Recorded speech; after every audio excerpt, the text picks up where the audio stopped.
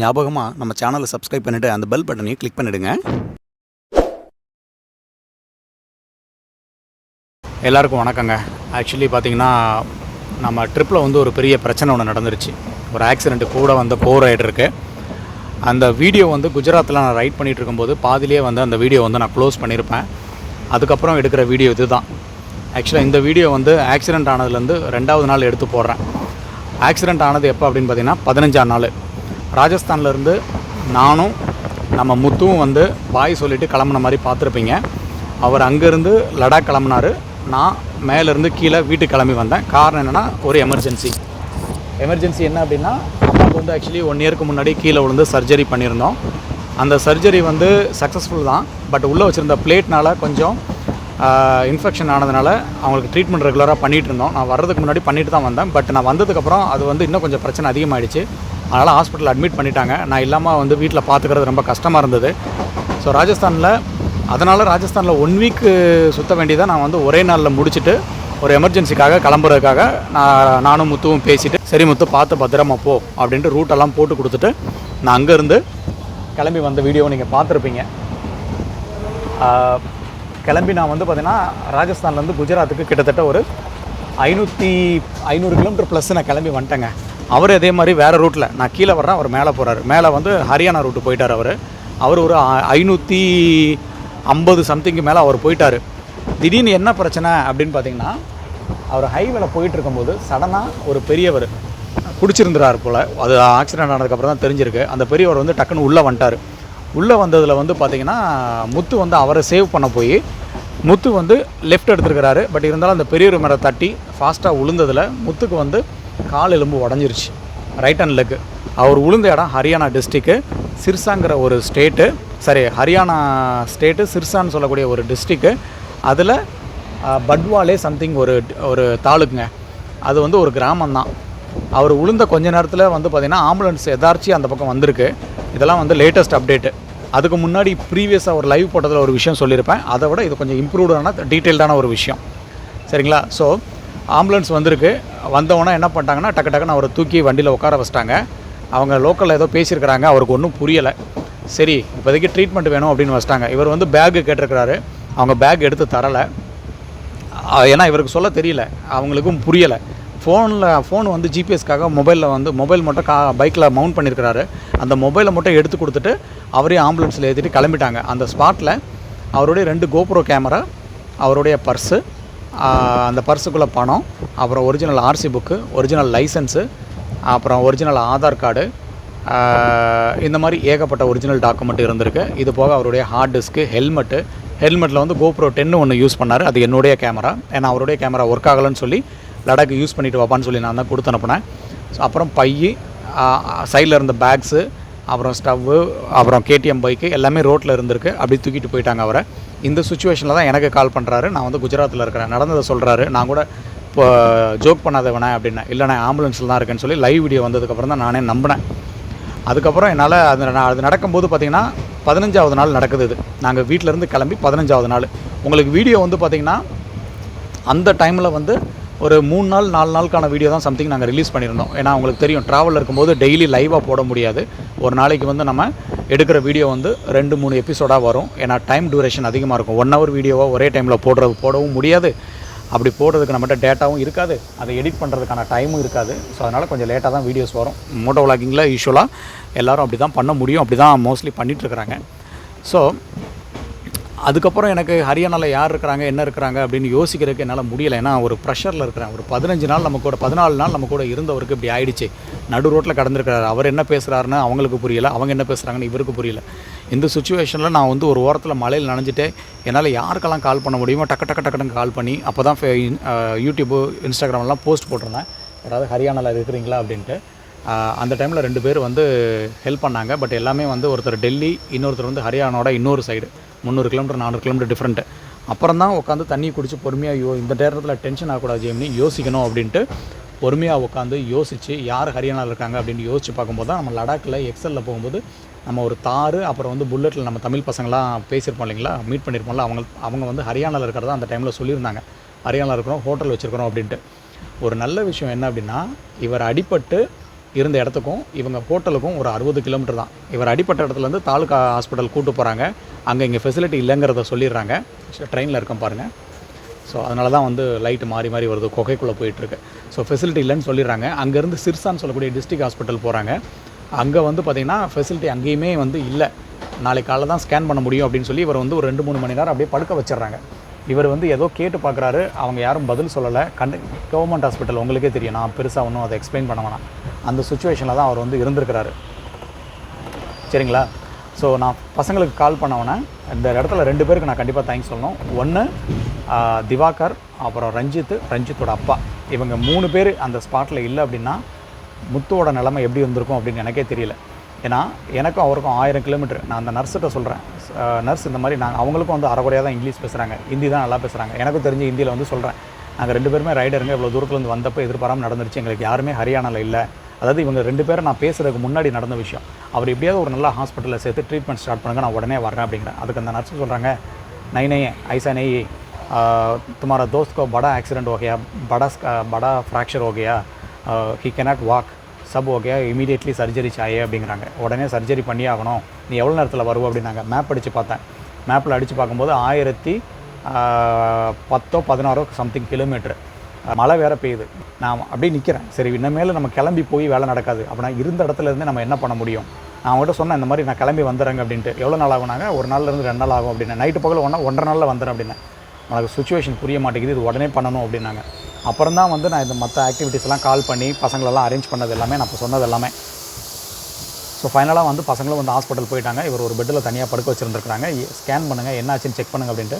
இப்போ டாக்டர் இல்லை, நாங்கள் வந்து நாளைக்கு தான் வந்து ஸ்கேன் பண்ணுவோம், செக் பண்ணுவோம் அப்படின்னு சொல்லியிருக்கிறாங்க. அப்புறம் இவங்க வந்து டக்குன்னு பக்கத்தில் இருந்து ஹாஸ்பிட்டல் கூட்டு போய் பணமெல்லாம் ஏற்பாடு பண்ணி ஹாஸ்பிட்டல் கூட்டு போனால் சர்ஜரி, ஆம்புலன்ஸ் அப்படி இப்படின்னு சொல்லி ஒரு 2 lakhs வரைக்கும் வரும் அப்படின்னாங்க. அந்த டைமில் கையில் இருந்த பணத்தெல்லாம் நம்ம என்ன தான் போட்டாலும் வந்து பத்தலை. ஏன்னா 2 பேருமே டூர் முடிச்சிட்டோம், இருக்கிற காசெல்லாம் காலி ஆகிற ஸ்டேஜில் இருக்குது. அப்போ தான் வந்து ஒரு போஸ்ட் போட்டு இந்த மாதிரி இன்ஸ்டாகிராமில் போட்டிருந்தேன், இந்த மாதிரி ஒன்று ஆயிடுச்சுங்க, ஹெல்ப் பண்ணுங்கள் அப்படின்ட்டு. நான் இது வரைக்கும் எனக்காக நான் வந்து ஹெல்ப் கேட்டதில்லை. ஆனால் கூட வந்தவருக்கு இப்படி ஆயிடுச்சு. ஏன்னா அவர் நல்லா பார்த்திங்கன்னா என்ன, எனக்கு ஒரு 2 மாதமாக தான் அவர் பழக்கம். ஃபஸ்ட் டைமே கூட ரைடு வந்திருக்கிறாரு. பட் அவருக்கு எதாவது பண்ணணும், ஃபேமிலியை விட்டு தனியாக இருக்கிறாரு, நம்ம எதாவது பண்ணணும் அப்படின்னு தோணுச்சு. அப்போ தான் வந்து சரி, நம்ம இந்த நேரத்தில் வந்து நம்ம சரியாக தப்பான்னு பார்க்குற நேரம் கிடையாது, நம்ம உதவி கேட்டலாம். உதவி பண்ணுறது பண்ணாதது மற்றவங்களோடது, பட் நம்ம உதவி கேட்குறத கேட்டுருவோம், நம்மளால் ஒருத்தரோட உயிரை வந்து சேவ் பண்ண முடியும் அப்படின்னு மைண்டில் பட்டனால தான் அன்றைக்கி நான் லைவ் போட்டு இன்ஸ்டாகிராமில் மெசேஜெல்லாம் போட்டு ஃபண்டு ரெடி பண்ணது. எல்லாருமே ஹெல்ப் பண்ணி சப்போர்ட் பண்ணாங்க. இப்போ நீங்கள் பார்க்குற வீடியோ வந்து லேட்டாக தான் பார்த்துட்ருக்கீங்க. ஸோ இப்படி தான் வந்து அன்றைக்கி முடிஞ்சது. அதுக்கப்புறம் என்ன ஆயிடுச்சுன்னா, சரி நான் அங்கேருந்து கிளம்பணும், இனிமேல் வந்து வண்டி ஓட்டிகிட்டு போனால் 3 நாள் சமாளிக்க முடியாது. 2வது நான் வந்து ரொம்ப ப்ரெஷரில் இருக்கிறேன், வண்டி ஓட்ட முடியல, கான்சன்ட்ரேஷனே இல்லை. ஆனால் அதுக்கப்புறம் ஒரு 10 கிலோமீட்டர் ஓட்டியிருக்கிறேன். அப்போயே யார் மேலே விடுற மாதிரி போய் அப்படியே வண்டி நிப்பாட்டி ஒரு மாதிரி ஆகிடுச்சு. சரி, நம்ம வண்டியை ஃபஸ்ட்டு வண்டி லக்கேஜெல்லாம் வந்து வீட்டுக்கு போட்டு விட்டுறலாம். ஏன்னா நான் அங்கேருந்து ரிட்டன் வந்து பைக்கில் தான் கிளம்பி வந்துட்டு இருந்தேன். பைக்கில் தான் போகணுங்கிறது என்னுடைய பிளான் கூட. பட் இந்த சுச்சுவேஷனுக்கு அப்புறம் என்னால் ஒரு 500 கிலோமீட்டர் ஓட்டிட்டேன். பட் அதுக்கப்புறம் ஓட்ட முடியல. சரி, வண்டி போட்டு விட்டுறலாம், போட்டு விட்டுட்டு நம்ம வந்து இங்கேருந்து நம்ம ட்ரெயினோ ஃப்ளைட்டோ பிடிச்சி போடலாம் அப்படின்னு பார்த்தா ரயில்வே ஸ்டேஷனில் ரொம்ப பிரச்சனை பண்ணிட்டாங்க. குஜராத் அகமதாபாத்தில் என்ன அப்படின்னா எல்லாமே வந்து ப்ரைவேட் கான்ட்ராக்ட் விட்டுருக்குறாங்க. அந்த ட்ரெயின் எல்லாமே வந்து ப்ரைவேட்டில் தான் புக் பண்ண முடியும், உங்களுக்கு 15 நாள் ஆகும், 2வது நீங்கள் ட்ராவல் பண்ணணும். சரி, அங்கே அப்படி சொன்னாங்க. இப்போ இமீடியட்டாக போகிற மாதிரி வேறு ஆப்ஷன் இருக்கான்னு பார்த்தா இல்லை, நீங்கள் வண்டியில் நீங்கள் ட்ராவல் பண்ண மட்டும் தான் நாங்கள் லக்கேஜ் எடுப்போன்ட்டாங்க. டென்ஷன், அப்படி ஒரு டென்ஷன், என்ன பண்ணுறதுனே தெரியாமல் மறுநாள் அன்றைக்கி சாயந்தரம் 5-6 மணிக்கு இந்த இன்சிடென்ட் நடந்திருக்கு. அன்னையிலேருந்து காலையில் 1 மணி வரைக்கும், மறுநாள் காலையில் 1 மணி வரைக்கும் சாப்பிடல. டீ மட்டும் தான், ஒரே ஒரு டீ மட்டும் தான் குடித்தேன். மாறி ஒரு 200 காலுக்கு மேலே நான் பேசியிருப்பேன் இந்த விஷயத்துக்காக. எதுவுமே முடியல. ஃபைனலாக அவர் ஃபோட்டோலாம் காமிச்சு அந்த ஸ்டேஷன் மாஸ்டர்கிட்ட எக்ஸ்பிளைன் பண்ணி, சார் என்னோட எமர்ஜென்சி சுச்சுவேஷன், எதாவது ஹெல்ப் பண்ணுங்க அப்படின்ட்டு. வண்டி அனுப்புறதுக்கு சரி ஒன்று பண்ணு, ஒரு இது போகுது, கேரளா ட்ரெயின் போகுது, அதில் வேணால் நான் போட்டு விட்றேன், நீ கேரளாவில் போய் பசங்களை போய் எடுத்துக்க சொல்லு, நான் வேணால் கால் பண்ணி வேணால் இன்ஃபார்ம் பண்ணுறேன், நீ போக வேணாம், கொடுத்துருவாங்க அப்படிங்கிற மாதிரி அவர் ஏற்பாடு பண்ணுறேன்னு சொன்னார். அதுக்கப்புறம் இவங்க முத்து சைட்லேருந்து கால் வந்துச்சு, ஆனால் இந்த மாதிரி அம்மாவும் அப்பாவும் வீட்டிலேருந்து ஃபேமிலியிலேருந்து வர்றாங்க, அவங்க 2 நாளில் வந்துடுவாங்க, 2-2.5 நாளில் வந்துடுவாங்க, நீங்கள் வர்றதுக்கும் 2-2.5 நாள் ஆகும், நீங்கள் அம்மாவோட சர்ஜரிக்காக தான் நீங்கள் போயிட்டுருக்கீங்க, நீங்கள் ஃபர்தராக மூவ் பண்ணுங்கண்ணே, நான் பார்த்து இங்கேருந்து கிளம்புறேண்ணே அப்படின்னாரு. அவங்க நேட்டிவில் அவங்க மாமா அவங்கெல்லாம் பேசும்போது இல்லை தம்பி நீங்கள் கிளம்புங்க, நாங்கள் பார்த்துக்குறோன்னு சொன்னதுக்கப்புறம் வேறு வழி இல்லாமல் அந்த ட்ரெயின்லேயே நான் கிளம்பி இங்கே வந்துட்டேன். இங்கே வந்து திருவனந்தபுரத்தில் இறங்க வேண்டிய என் பைக்கை இவங்க இறக்கலை. அங்கேயே அகமதாபாத்தில் பைக்கையும் ஏற்றலை. நான் ட்ரெயினில் ஏறி உட்காந்துட்டு ஒரு டவுட் வந்துச்சு, வண்டி ஏறிச்சா ஏறலையான்னு. திரும்ப குடுக்குன்னு ஓடி போய் பார்த்தா பிளாட்ஃபார்மில் நிற்கிது, வண்டி கிளம்ப போகுது. அப்புறம் சத்தம் போட்டு அது வண்டியை ஏற்றி விட்டேன். சரி, திருவனந்தபுரம் வந்தாச்சு. நான் டிக்கெட் கூட பார்த்திங்கன்னா அந்த பாருங்களேன், லாஸ்ட் மினிட்டில் மூவ் பண்ணனால ஜென்ரலில் தாங்க. ஜென்ரலில் பக்கத்தில் ஒரு பாத்ரூம்கிட்டே தான் நின்றுட்டே வந்தேன். யாருமே உட்கார கூட தரல. சரி, வீடு போய் சேர்ந்தால் போதும், அங்கே போயிட்டு ஃபஸ்ட்டு போய் அம்மாவை என்னென்னு போய் பார்க்கணும் அப்படின்ட்டு பாத்ரூம்லேயே ட்ராவல் பண்ணி வந்தாச்சு. அப்புறம் பாதி வந்ததுக்கப்புறம் தான் தெரிஞ்சது ஒரு தமிழ் டீம் உட்காந்துருந்தாங்க. அந்த பசங்க கூட சேர்ந்து கொஞ்சம் தூங்குறதுக்கு இடம் கிடச்சிது. இப்படி தான் வந்து திருவனந்தபுரம் வந்து சேர்ந்தேன். திருவனந்தபுரம் சென்ட்ரல். திருவனந்தபுரம் வந்ததுக்கப்புறம் சரி பைக் இறக்கிட்டாங்களான்னு பார்த்தா பைக் இறக்கல. நான் வேமா குடுக்குடு நான் அங்கே வந்து பின்னாடி ஏற்றுனாங்க. ஸோ ஆமாம், பின்னாடி ஏற்றுனாங்க. அதனால் இறங்கினோன்னு டக்குன்னு பின்னாடி போய் கேட்டேன். இல்லைங்க, இன்ஜின் மாறிடுச்சு, உங்கள் லக்கேஜ் வந்து இப்போ முன்னாடி போயிருக்கோம் அப்படின்னாங்க. சரி, முன்னாடி போயிருக்குமே, நான் முன்னாடி போய் பார்க்கலான்னு பார்த்தா அவங்க போகிறேன், அதுக்குள்ளே வண்டி ஸ்டார்ட் ஆகிடுச்சு. பைக் இறக்குறீங்களான்னு கேட்குறேன். இல்லைங்க, வண்டி இறக்கலை, டைம் இல்லை அப்படின்ட்டாங்க. 5 நிமிஷம் தான் நினச்சி வண்டி இறக்க முடியல அப்படின்ட்டு அசால்ட்டாக சொல்கிறாங்க. ஒரு வீடியோ ஒன்று போகிறேன் பாருங்கள்.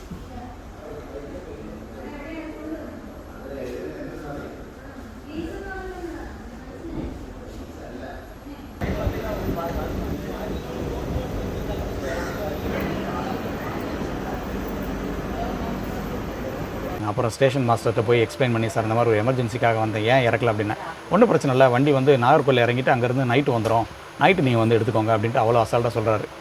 செம்ம டென்ஷன் போட்டு நான் சத்தம் இருக்கிற பிரச்சனையில் அவங்கள கத்தி பிரச்சனை பண்ணி கம்ப்ளைண்ட் பண்ணி நான் கேஸ் போடுறேன்னு சொல்லி, அப்புறம் ஏன்னா நான் கேட்குறேன், இவ்வளோ அசால்ட்டாக சொல்கிறாங்க. நான் கேட்டேன், சார் நான் நாகர்கோவில் போய் எடுத்துக்கிட்டா அப்படின்னா, நாகர்கோவில் அப்படிலாம் எடுக்க முடியாது, உங்கள் இஷ்டத்துக்குலாம் எடுக்க முடியாது, அது எப்படி கொடுப்பாங்க அப்படின்னாரு. அது எப்படி கொடுப்பாங்கன்னா, என் வண்டி யாரை கட்டி நீங்கள் இறக்காமல் அனுப்புனீங்க அப்படின்ட்டு. அதுக்கப்புறம் தான் ரைஸ் பண்ணதுக்கப்புறம் தான் அவங்க வந்து கொஞ்சம் பொறுமையாக பேச ஆரம்பித்தாங்க, கேட்க ஆரம்பித்தாங்க. அதுக்கு முன்னாடி என் பேச்சை கேட்கவே இல்லை, மூஞ்சை பார்த்து பேசவே கிடையாது. அப்புறம் நான் வந்து சரி கம்ப்ளைண்ட் புக் எடுங்க, நான் கம்ப்ளைண்ட் எழுதுறேன், நான் வந்து போயிட்டு நான் அட்வொகேட்டை கொடுத்து நான் மூவ் பண்ணிக்கிறேன் அப்படின்னா. அப்போதுக்கப்புறம் தான் வந்து பயமே அவங்களுக்கு வந்துச்சு. அப்புறம் டக்குன்னு வந்து கம்ப்ளைண்ட் டிபார்ட்மெண்ட்டுக்கு அவங்களே கம்ப்ளைண்ட் பண்ணாங்க, பார்சல் கம்ப்ளைண்ட் செல்லுக்குன்னு சொல்லி. அப்புறம் அங்கே போய் உங்களுக்கு நீங்கள் நாகர்கோயிலில் போய் நீங்கள் எடுத்துக்கோங்க, நான் பேசிட்டேன் அப்படின்னாங்க. நாகர்கோயிலில் இப்போ வண்டி இறங்கியிருக்கு. அது கூட வந்து அவங்க இறக்கல, நம்ம தெரிஞ்சவரை வச்சு அங்கே அனுப்பி வண்டி இந்த டைமில் வருது சொல்லி இறக்குங்கன்னு சொல்லி வண்டி இறக்கி வச்சுருக்கிறாங்க. இங்கேருந்து போகிறதுக்கு ட்ரெயினை நம்ம தான் புக் பண்ணணும். புக் பண்ணிட்டேன். இப்போ நாகர்கோயிலில் போனோன்னா ஃப்ரீயாக வண்டி கொடுத்துருவாங்களாம், கொடுக்க மாட்டாங்க. இங்கே திருவனந்தபுரத்துலேருந்து நாகர்கோயில் வண்டியை அவங்க லோட் பண்ணி அனுப்புனதுக்கு, ட்ரான்ஸ்போர்ட் பண்ணதுக்கு அதுக்கு தனியாக வேறு நான் ஃபீஸ் பண்ணணுமா. யாரும் மிஸ்டேக் யாரெல்லாம் பண்ணுறாங்க பாருங்கள். எனக்கு வேறு ஒரு டிக்கெட் எடுத்துருக்கிறேன், வண்டிக்கு வேறு மறுபடியும் வந்து திருவனந்தபுரம் டு நாகர்கோயிலுக்கான அந்த சார்ஜஸ் நான் போய் பே பண்ணணும், கிளியரன்ஸ் பண்ணணும். அங்கே வேறு அகமதாபாத்தில் ஏகப்பட்ட கொடுமை நடந்துச்சு. என் பெட்ரோல் 8 லிட்டர் பெட்ரோல் எடுத்துட்டாங்க. யூஸ்வலாக வண்டி நான் அனுப்பும்போது பெட்ரோல் போடாமல் தான் அனுப்பணுங்கிறது என்னோட எல்லாத்தையுமே நான் சொல்லியிருப்பேன். பட் எமர்ஜென்சியில் இருந்தனால என் டேங்க் பெட்ரோல் இருந்துச்சு, என்னால் ஒன்றும் பண்ண முடியாது. அதை எடுத்துட்டாங்க. அது போக பேக்கிங்க்கு 600 வாங்கினாங்க. அது போக இந்த சின்ன சைடு பாக்ஸ் எல்லாம் கழட்டணும், வண்டியில் உள்ளே போகாதுன்னு சொல்லி அதை தனியாக கழட்டி அதுக்கு ஒரு 300. அங்கேருந்து வண்டியை கொண்டு போய் அந்த பிளாட்ஃபார்மில் நிப்பாட்டுறதுக்கு 2 பேருக்கு 100, 200.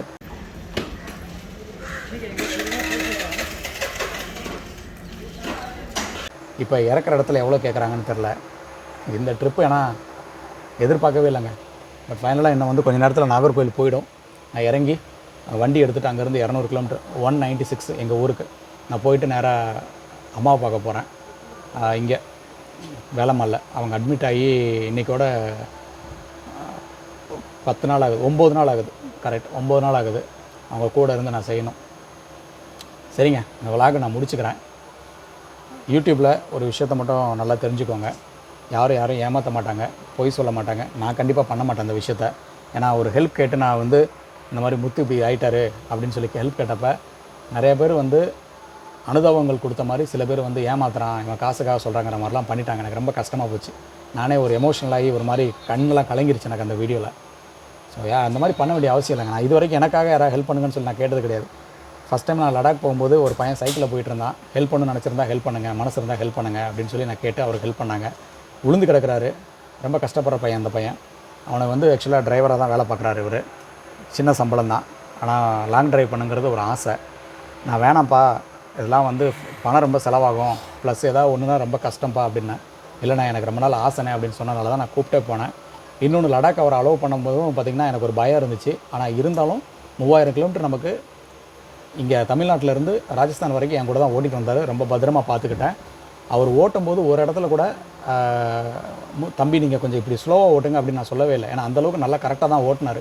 கரெக்டாக தானே ஓட்டுறாரு, கரெக்டாக போய் லடாக் போயிட்டு வந்துடுவார்னு ஒரு நம்பிக்கையில் தான் அவரை அனுப்பினேன். ஆனால் அன்றைக்கே கீழே விழுவார்னு நான் சத்தியமாக எதிர்பார்க்கல. பட் விழுந்ததுக்கப்புறம் நான் அப்படியே விட முடியாது. அதனால தான் வந்து அவருக்கு நான் ஹெல்ப் பண்ணி ஃபண்ட் ரைஸ் பண்ணேன். ஃபண்ட் ரைஸ் பண்ண ஒவ்வொருத்தருக்கும் ₹1 இருந்து ₹5000 10,000 அனுப்பின எல்லாருக்குமே வந்து நான் தேங்க்ஸ் சொல்லிக்கிறேன் இந்த வீடியோ மூலிமா. ஸோ இந்த விளாக் நான் இங்கேயே முடிச்சுக்கிறேன். நம்ம ட்ராவல் வீடியோ கண்டிப்பாக கண்டினியூ ஆகும். சப்போர்ட் பண்ண எல்லாருக்குமே தேங்க்ஸ். இந்த வீடியோ நீங்கள் கண்டிப்பாக லேட்டாக தான் பார்த்துட்ருப்பீங்க. ஏன்னா அந்த எபிசோடு வந்து அந்த ஆக்சிடென்ட் டைமில் கிட்டத்தட்ட நான் ஒரு 4-5 நாளைக்கு நான் வீடியோ போடலை. அதுக்கப்புறம் நான் எடிட்டும் பண்ண டைம் இல்லை, மைண்ட் ரொம்ப ப்ரெஷர் ஆகிடுச்சு. சரிங்களா? Always wear helmet, ride safe, always wear seat belt and drive safe. This is Jai from 3G Autos. Bye by.